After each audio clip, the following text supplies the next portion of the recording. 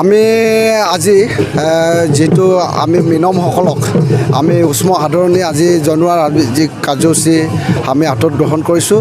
তাৰপাছত পৰৱৰ্তী কাইলৈ আমি গগলিংনাম মিনম যিটো আমন্ত্ৰণী অতিথিসকলক আমি বিশেষকৈ এখেতলোকক আমি উষ্ম আদৰণি আৰু লগতে এসাঁজ আমি তৃপ্তিৰে আমি আৰু যিটো মিচিং পৰম্পৰা ৰীতি নীতিৰ যিটো খাদ্য সাদপ খাদ্যৰে এখেতলোকক আমি খোৱাৰ প্ৰস্তুতি চলাইছোঁ।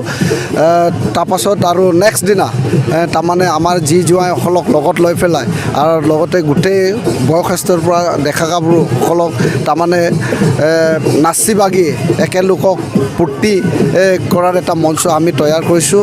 আমি আজি সঁচাকৈ নথৈ আনন্দিত হৈছোঁ। এনেকুৱা এটা ঐতিহাসিকভাৱে প্ৰথম সংখ্যক পৰাক আজি সেই জোনাই মিবকৰং ৰেষ্ট কেম্প গাঁৱত এনেকুৱা এটা ঐতিহাসিকভাৱে ৬০ দশকৰো আজি অতিক্ৰম কৰাৰ পাছত আজি এনেকুৱা এটা বৰ্ণাঢ্য কাৰ্যসূচী হাতত গ্ৰহণ কৰিব পাই নথৈ আনন্দিত হৈছোঁ।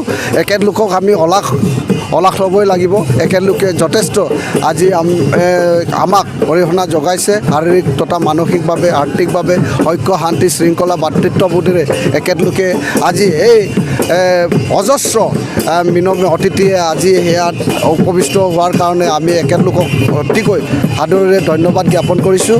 আৰু আমি মিনম হিচাপে ৰাইজ চাপৰি বলমা ধেমাজিৰ পৰা আমি আমন্ত্ৰণ কৰিছোঁ।